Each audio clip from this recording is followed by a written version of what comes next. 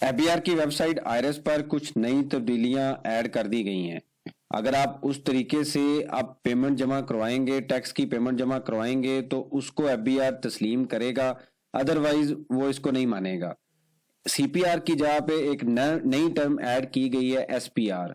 Swap agent का concept क्या है, कब इंप्लीमेंट हो रहा है, आज के इस लेक्चर में इस कॉन्सेप्ट को स्टडी करते हैं। आप देखें प्रैक्टिकल लर्निंग हाउस, मैं हूं फ़हीम महबूब। वापस आते हैं टॉपिक के ऊपर। तो इससे पहले भी हमने स्वैप के ऊपर 2-3 लेक्चर देखे। तो अभी अगर आप वेबसाइट ओपन करते हैं तो आपको इस तरीके से वहां पे एक आइकॉन नजर आता है। इसको जब आप क्लिक करते हैं तो अभी यहाँ पे कोई भी नई चीज ऐड नहीं हो रही, लेकिन कुछ दिनों के बाद जैसे आज भी एक एफबीआर की हमारी एक मीटिंग हुई है, उनके सीनियर ऑफिशियल्स के साथ और भी इंडस्ट्री के लोग थे। तो वहां पे ई इनवाइसिंग और स्वैप के ऊपर डिस्कशन हुई। एचएस कोड के ऊपर भी डिस्कशन चलती रही कि वो ये मसले आ रहे हैं, कब रिजॉल्व होंगे। इसी तरीके से जो स्वैप है, इसका कॉन्सेप्ट क्या है, ये एबीआर ने डिफरेंट टाइम पे डिफरेंट एसआरओ इंट्रोड्यूस किए। यहाँ पे एक किसी ग्रुप में मैंने ये देखा, ये डॉक्यूमेंट चल रहा था। इस डॉक्यूमेंट को स्टडी कर लेते हैं। इसमें जो चीजें हैं काफी डिटेल में एक्सप्लेन की हुई हैं। तो सबसे पहले आता है स्वैप एजेंट के जरिए टैक्स की कटौती और अदायगी का जदीद जो सिस्टम है वो इंट्रोड्यूस किया गया है। पहले हम ये समझ लेते हैं कि अभी क्या हो रहा है। अभी ये होता है कि जब आपको कोई वेंडर इनवाइस करता है, आप किसी से कोई चीजें परचेज करते हैं। फॉर एग्जांपल ये मिस्टर ए है, ये आपको 1 लाख की इनवाइस करते हैं और उस पे 18,000 जीएसटी चार्ज करते हैं। टोटल अमाउंट, ग्रॉस अमाउंट बनती है 1,18,000।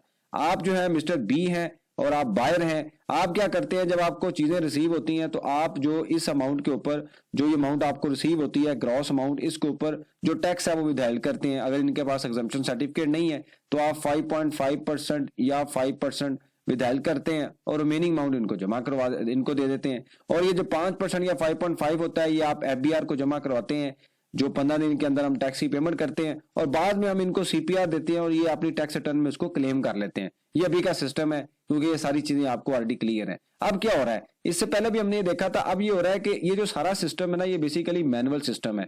अब होता क्या है कि जब आपने 1,18,000 की पेमेंट की तो इसके 2 पार्ट हैं। 5% लेट से टैक्स था और 95% चेक की अमाउंट थी।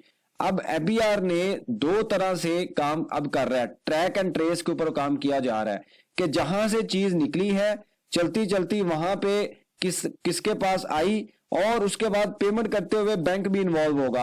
बैंक को एक एजेंट बना दिया गया। इससे पहले जो एजेंट था वो आप थे। विदहोल्डिंग एजेंट कौन था, ये हम आ रहे हैं मिस्टर बी। अब ये है कि स्वैप एजेंट बना दिया गया बैंक को, कि बैंक जब आप पेमेंट करेंगे यहाँ पे तो दोनों जगह पर बैंक आके यहाँ पे आपको कहेगा जी मैं नहीं मानता, मैं पेमेंट नहीं करूंगा। पहले मुझे आप ये बताएं, क्या आपने ये जो पेमेंट है, स्वैप सिस्टम जो एफबीआर ने इंट्रोड्यूस किया है, क्या वहां से ये प्रोसेस हो रही है? मतलब ये है कि ये जो पेमेंट सारी है उस डॉक्यूमेंट के थ्रू जनरेट हो रही है या मैनुअल जनरेट हो रही है? मैनुअल का मतलब ये है कि पुराने सिस्टम के मुताबिक जनरेट हो रही है, हालांकि वो भी ऑनलाइन सिस्टम है, लेकिन अब इसको ये डिजिटल सिस्टम या मोर रिफाइंड सिस्टम का नाम दे रहे हैं। तो इस वजह से बैंक आपको ये कहेगा कि स्वैप के थ्रू इस पेमेंट को प्रोसेस करें। तो स्वैप के थ्रू जब पेमेंट प्रोसेस होगी तो अब क्या होगा, अगला स्टेप ये भी आपको मैं बताता हूं, स्वैप जो है कब तक इम्प्लीमेंट होगा। उसके बाद क्या आता है कि हुकूमत ने टैक्स की कटौती और अदायगी के अमल को बेहतर बनाने के लिए स्वैप मुतारफ कराया।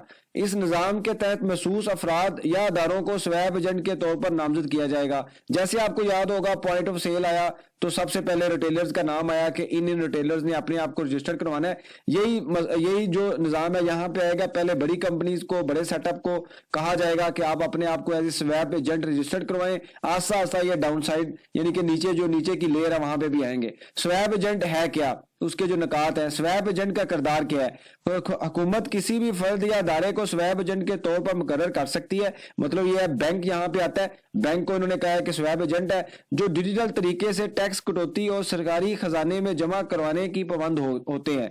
मतलब यह है कि जैसे हम क्या करते हैं कि हमने टैक्स विदायल किया और एफबीआर को जमा करवाया, जो भी एजेंट वो यहाँ पे उनको फिक्स करेंगे, वो टैक्स की अदायगी को डिजिटल तरीके से मॉनिटर करेंगे और उसी तरीके से उसको जमा करवाया जाएगा। स्वैप के जरिए अदाशुदा टैक्स सरकारी तौर पर तस्लीम की जाएगी। अगर जिन अदारों को ये कहेंगे यहाँ पे कि इन अदारों ने स्वैप के थ्रू पेमेंट करनी है, वो जो अदारे हैं वो स्वैप के थ्रू पेमेंट करेंगे तो एफबीआर उसको तस्लीम करेगा, अदरवाइज एफबीआर उसको नहीं मानेगा। मतलब जो सीपीआर है, आपकी टैक्स की डिडक्शन हो गया, आप जमा भी करवा रहे हैं तो आप उसको क्लेम नहीं ले सकते। अगर कोई टैक्स स्वैप एजेंट के जरिए काटा और डिजिटल तरीके से सरकारी खजाने में जमा हुआ तो उस सरकारी अदायगी तस्लीम की जाएगी। मतलब यह है कि नए तरीके से जमा होगा तो माना जाएगा। और सीपीआर की बजाय swap SPR, swap payment receipt, नाम सीपीआर कंप्यूटराइज पेमेंट रिसीप्ट, यानी कि सीपीआर को अपडेट किया जा रहा है स्वैप पेमेंट रिसीप्ट के नाम से ही काफी होगा। स्वैप से ना जुड़ने पर टैक्स क्रेडिट या छूट नहीं मिलेगी। अब जो भी क्रेडिट हम वेल करते हैं, अगर स्वैप यानी क्लेम नहीं मिलेगा हमें। अगर कोई मुकर्रर करदा स्वैप एजेंट मुकर्रर वक्त में इस निजाम से मुंसलिक नहीं होता तो वो टैक्स क्रेडिट या किसी भी किस्म की टैक्स छूट से महरूम होगा। मतलब जो भी डेडलाइन दी जाएगी उस डेडलाइन में जिसको भी कहा जाएगा उसने अपने आप को ऐड करवाना है। एसपीआर टैक्स क्रेडिट के लिए काबिल कबूल होगा। मतलब यह है कि सीपीआर नहीं होगा, एसपीआर स्वैप पेमेंट रिसीव का वर्ड यूज किया गया है। जिस शख्स से टैक्स काटा हो वो एसपीआर के जरिए अपनी टैक्स अदायगी का क्रेडिट हासिल करेगा, यानी कि जिसका काटा, और बिल्कुल इसी तरीके से जैसे पहले सीपीआर का हो रहा था, यानी कि सिस्टम सेम है, पेमेंट की अदायगी और डिडक्शन का तरीका नया आ गया है। अब ये उन्होंने नीचे एग्जांपल भी दे दी है, इसको भी आप पढ़ लीजिएगा।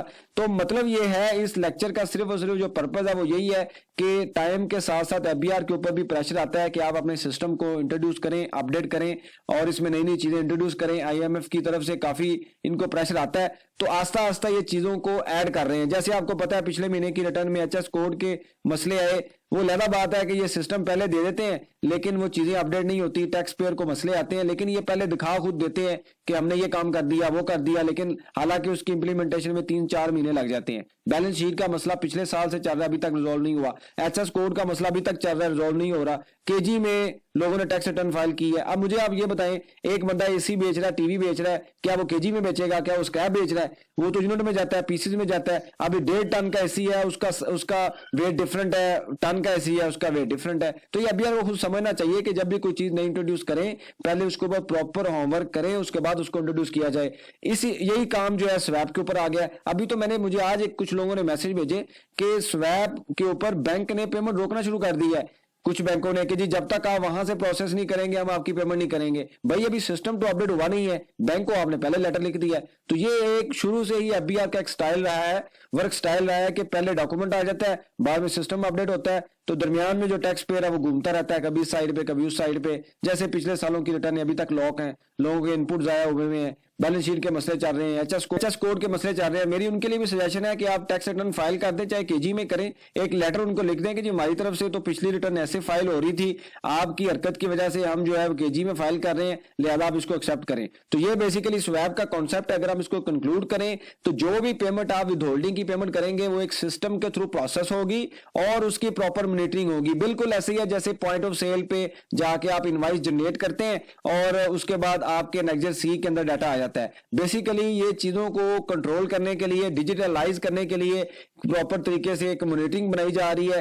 पहले क्या होता था कि एफबीआर, अगर मैं थोड़ा सा डिटेल में आपको बताऊं तो पहले क्या होता है कि बैंक जो मर्जी करे, आपके अकाउंट में क्रेडिट हो रहा है, डेबिट हो रहा है, बैंक कुछ नहीं कहता। बैंक आपको कहता है ठीक है लोग बिजनेस कर रहे हैं, इन्होंने प्रॉपर डॉक्यूमेंटेशन की है, हो रहा है। लेकिन जब लोग जाके टैक्स रिटर्न में डाटा रिपोर्ट करते हैं तो वो बैंक स्टेटमेंट के मुताबिक नहीं करते। जब एफबीआर को कोई ऑडिट होता है तो उसको पता चलता है इसके बैंक स्टेटमेंट में तो काफी चीजें हैं। तो ये एक 2 से 3 साल या 4 साल या 5 साल का प्रोसेस होता है। मतलब फौरी तौर पर एफबीआर के पास कोई तार तो नहीं जा रही कि उसको पता चल जाए। तो वो क्या करता है कि वो कुछ टाइम के बाद ऑडिट करने, अब बास टाइम होता भी नहीं है ऑडिट, तो फिर उसको पता चलता है इसके बैंक में तो बहुत ज्यादा ट्रांजेक्शन है, तो इसने रिपोर्ट ही कुछ नहीं की। तो अब बेसिकली उसने ट्रांजेक्शन के टाइम पे ही चेक लगाना शुरू कर दिया है कि बैंक जो है वो एक एजेंट होगा, बैंक पूछेगा भाई पैसे कहां से आ रहे हैं, कौन जमा करवा रहा है, क्या उस प्रोसेस के मुताबिक जमा हो रहे हैं।